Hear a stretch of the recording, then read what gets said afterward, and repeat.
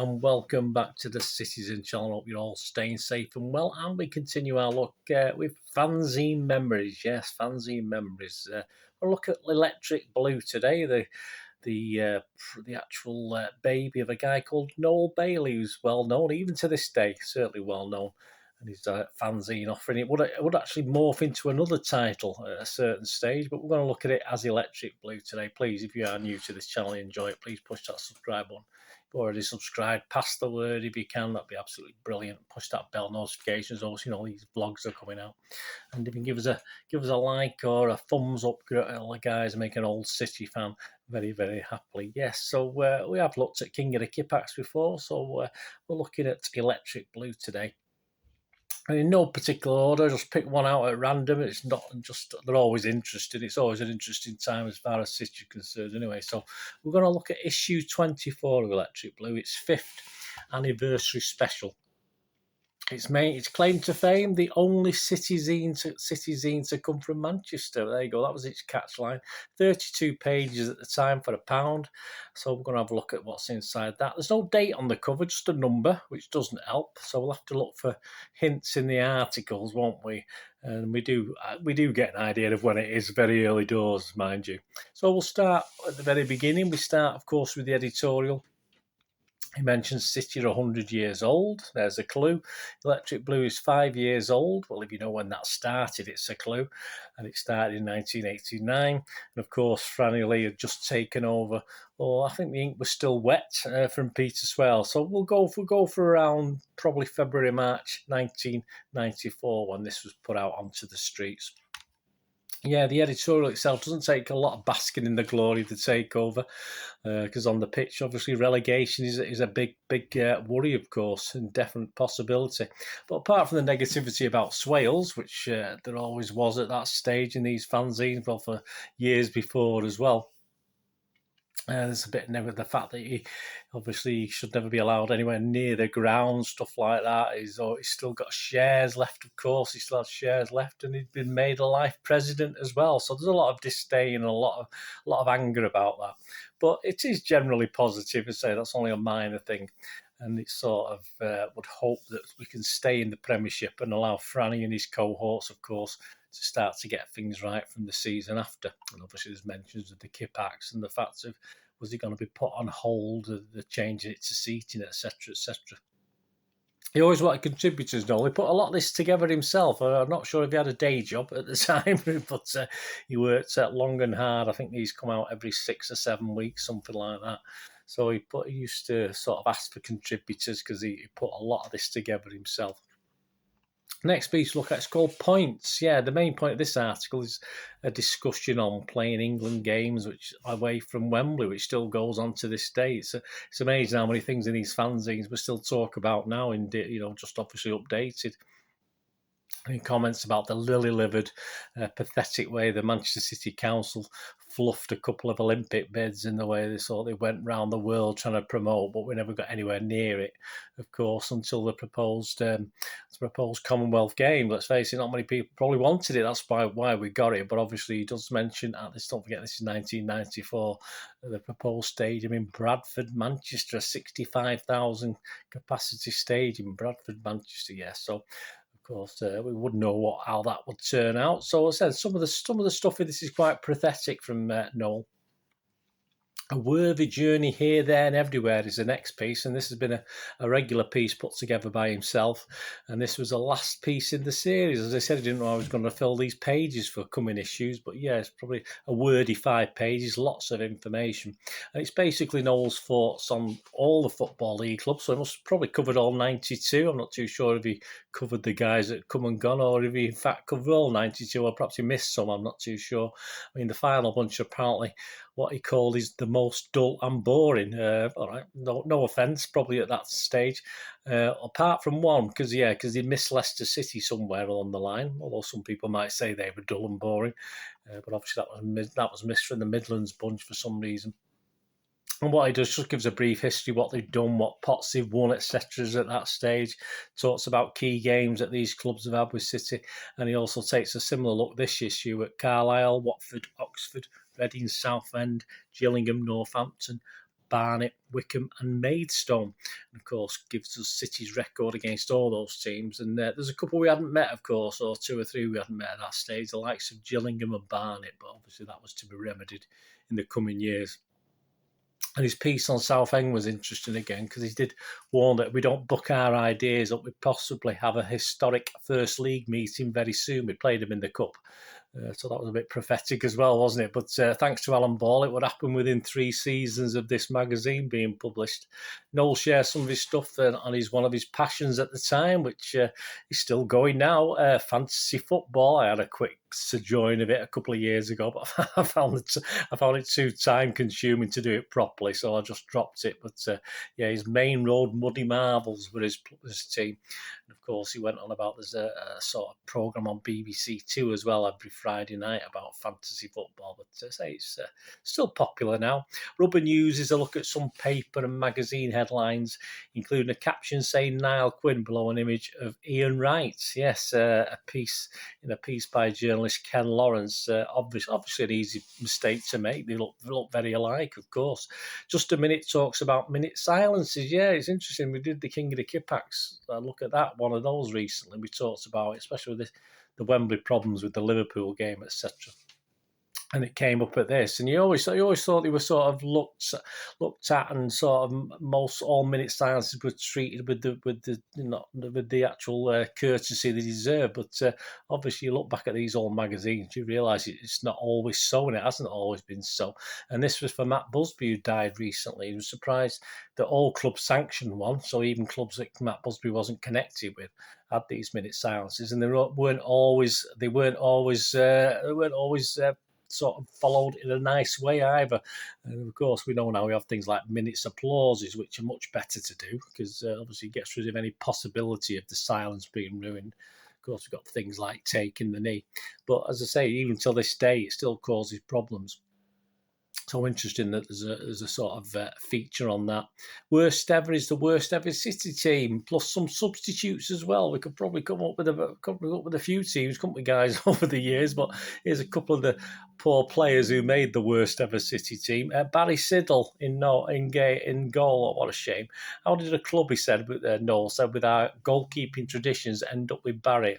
That's a bit mean, I must admit, for a guy who used to sleep apparently wearing his goalie gloves and used to sleep holding a football. He did sort of fail to hold on to it on the pitch a lot of times, but I think it's a bit mean. Barry Siddle lived and breathed football and goalkeeping, didn't he? But I can see his point.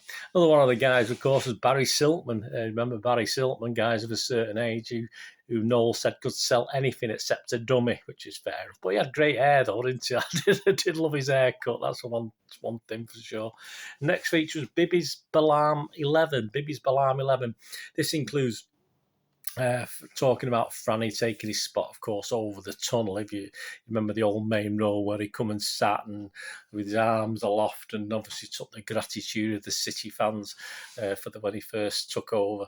And of course, he mentioned a nervy trip to Cardiff, of course, for the FA Cup. Not nervy for the players, obviously for the fans with all sorts of problems. And we'll have a little bit more on that in a minute. Plus, he chats other things, including the possibility that City are going to sign Ian Rush. I wonder what happened to him. 10 of the best is by Nick Burns. Yeah, this looks at City's best goals, the best goal, what he thinks City's best goals anyway. He put at number 1, and I won't argue with this, was, of course, the not very regularly mentioned Steve McKenzie goal, of course, in the 81 FA Cup final replay. And let's face it, losers never get any credit anyway. A certain other goal got all the plaudits, but definitely was the best one from Steve. Certainly for a Wembley appearance. All right, ignore things like Dennis Stewart, but he had that at number 1. Interesting was number 7 was another FA Cup goal in the same season. Of course, the semi-final, Mr. Paul Power, the free kick at Villa Park, of course, against Ipswich. So. Interested. I didn't disagree with any of the top 10 at that stage. I thought they're all cracking goals. And there's a feature, as I said, we'll get back to Cardiff. Another nightmare in Cardiff. This is more from Noel himself on his trip to Cardiff, of course. Lots of warnings before the game. It was interesting. I drew a parallel. I could draw a parallel with the trip to play TNS at the Millennium Stadium not that long ago, where we all, we heard all sorts of rumours that the Cardiff fans were going to turn up and cause trouble. Personally, I didn't see any evidence of that in and around Cardiff. I did stay for a couple of nights as well, so I didn't see anything like that. But interesting, isn't it? And he said the build up to this, there's a lot of warnings. Just watch your back and be careful, which obviously used to be a staple diet of going away in the 70s and 80s. But in the 90s, we were hoping things had started to improve a little bit. Lots of intimidation, though. Noel talks about getting to the ground.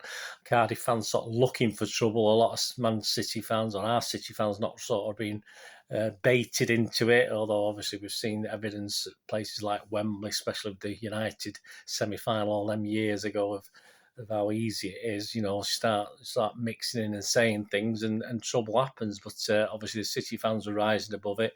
The police didn't seem to be that bothered. And he said by the time he'd entered the ground, at least nothing had happened significantly anyway. And the match was a disappointing 1-0 defeat, of course. And with the City players uninterested, well, that was a staple diet of City players, wasn't it? And the Welsh fans did come on the pitch, of course, at the end of the game. But fortunately, the police and stewards did the job, so there wasn't anything there. I mean, if you were there that day, guys, let me know your thoughts on it as well. But so I think he got out safely enough anyway, and that's all we could ever ask as fans sometimes going to these grounds, because they take it as England versus Wales, don't they? So it's something like that, which is pathetic, but that's how it is. Pastiche Notes is another article, and it's number 4. So they've been doing this on various people, but number 4 was on Man United fans. So it's like a profile of your typical Man United fan. One of the things, mental age of 9. I think that's been a bit kind to him in respect. Flashes from the Archives of Oblivion. There's a great title. With man of the moment Francis Lee, of course, and it's press cuttings from City 1, Tottenham 0, an FA Cup quarter-final back in March 1969.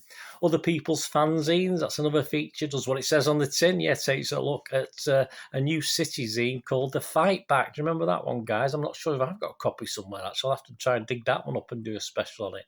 He said Noel said it was the most outrageous, not to mention libelous fanzine he's ever seen. So there you go. So I don't know how long it was around, or if anything to do with it, or you know about it, let me know. Do you remember it yourselves? He also takes a look at the Leeds United fanzine, The Hanging Sheep. Bluemoon Rising 2 looks at just general football stuff, including the media linking certain players from so-called smaller clubs being linked with every big club in sight. Not just the journals these days, is it? It's journals and Joe Public when you look at Twitter and Facebook, all the rubbish we get these days. But it was even a problem then, 30 years ago, near enough, as I'm recording this. 5 years of Electric Blue, of course, just lists the first 14, in great detail what's in them in each of the back copies of Electric Blue, of course, as I assume the next issue did issue 15 to 23, is it? This is 24. So, we had such delights as the Derby Victory Special and the Ozone Friendly Special. That was all combined in one, and that went back to October 89. Apparently 200 copies were printed on yellow paper, which became collectors' sort of things. Apparently people bought one of each, one on yellow and one not. And, of course, the Derby Victory Special, it's October 89, was the 5-1 at Main Road, of course. You had the Lego Special, which was April 90, which is nothing to do with Old Trafford being built like a Lego set. It was to do with Kendall's building and rebuilding. See what he did there. The Comeback Special was August 91. Nothing to do with City, but apparently I think Noel was thinking of giving it up. But obviously he brought the magazine, released the magazine a little bit bigger and a little bit dearer. So why not? Why not do it if you can? And the Emigration Special, that was a good one. From March 1992. And it was because United at that stage looked as though they could win the league in 1992. Of course, we were saved that season by Leeds, but it was only a 12-month saving, wasn't it? They would actually come up. But obviously the Emigration Special, because if they won it, we'd all have to emigrate because we wouldn't hear the last of it. But we've certainly suffered since then, didn't we, until recently. All Defences Southern Man Blues. Yeah, this is by David Freeman, who's originally from Barking in London. Tells us why he chose City, being down there, even though his best mate was a United fan. And it was all about apparently seeing Francis Lee playing for England and deciding, he didn't know at the time, but deciding that whoever this Francis Lee played for, he would support them, and that's how he became a City fan. His first away game was at West Ham in 1971, a 2-0 win, and his first home game was a 2-0 win as well, so a bit of a lucky home at the time. And it was the game against Derby, of course, in the last game of the 1972 season. I missed that. He was actually standing in the new North Stand. That was, I think, it was just one season, wasn't it, where the new North Stand with the roof on was standing before they put seats in it. I actually missed that one, but I remember being in my mate's garden on Mulduff Road, Weston Withington, and listening to the crowd noise, which was amazing. That was a good 1.5 2 miles away. A goalkeeping legend without lustre in his own land. That's just a piece by Hartmut Scherzer, who talks with legend Bert Troutman, of course, reflecting on himself not being that overly known in his own country or his hometown for all that. He was not that well known in his own. There was a guy doing tours, I think they made wine, and he didn't even know who Bert Troutman was, but it seems a bit odd to us, doesn't it? You guys are crazy. That's Keith Emerson, who lets you know what to expect if you follow City abroad.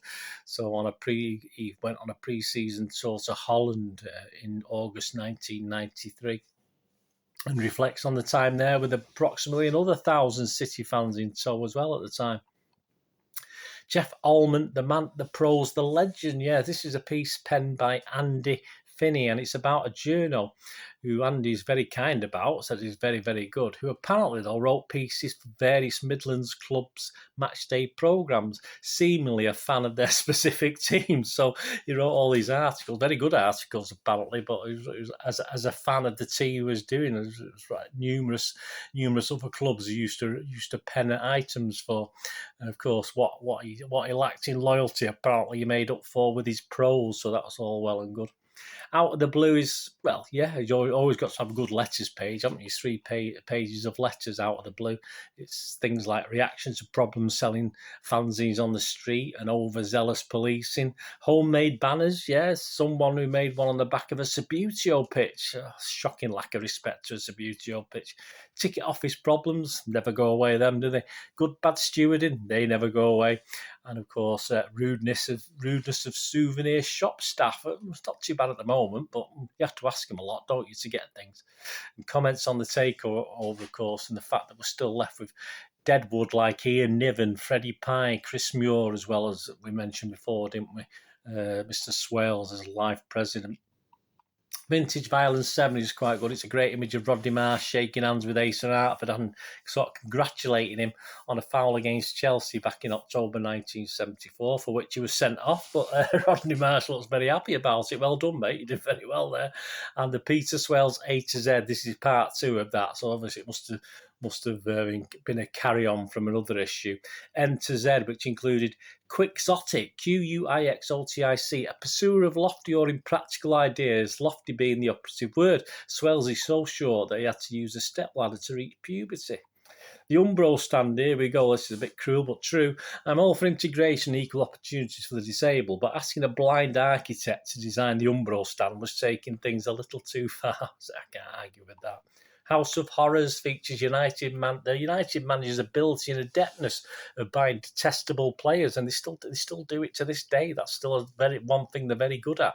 Players include people like Lou Macari, before his Chippy, of course. Nice people like Mickey Thomas, Gordon Strachan, Lee Sharp, etc. I mean, if you carry it on from 94 to 2022, the list will be endless.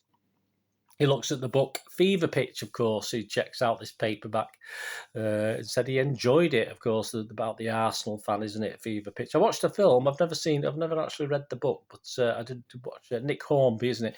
But I've never actually read the book, but the film was very good. But I doubt Spurs fans enjoyed it too much, or Liverpool fans probably at the time. And the back cover of Electric Blue is Back to the Future 5, which goes ahead. It's a diary, but it's a diary set in 1999. So it covers January 16th, 99 to the end of February, with such entries as January 29th, Jerry Vegetables. I don't know if there's anyone, any sort of connection with anyone alive or dead. Is totally, unmeant, if you like. Jerry Vegetables is not interested in the City manager's job due to the pressure, and instead accepts the easier task of managing England. And February 28th, notable only for the 23rd anniversary of the League Cup win at Wembley over Newcastle. Yep, we possibly lived on that up to about the 35th anniversary, didn't we? I sort of discount the 99 playoff, but that was epic as well. But yeah, we did sort of live on that Wembley 76 for quite a long time. And that's it. A great reread, this magazine. As stated, Noel did a great deal of it himself, and all credit to him for doing that. And no doubt we'll visit Noel Bailey's stuff again. Certainly, as I said, we'll probably revisit him in his new fanzine persona as well, which takes over. And I'm not going to tell you who that is. If you don't know what it is, have a look. Have a look what publication it morphed into. Anyway, let me know your thoughts, guys. Do you remember this magazine? Did you sell it? Did you buy it? What did you do with it? It'd be great to hear from you anyway. But fantastic. And I know Noel's doing a good job. And he's done some online ones, hasn't he, recently under the new guys? So that's great. But I've had a quick flick or read through one or two of those as well. And thank you. There you go. Hope you enjoyed that. Anyway, please share your memories. Thanks for watching. Till we meet again. And that's one thing, don't I? Please stay safe, Blues. Come on, City.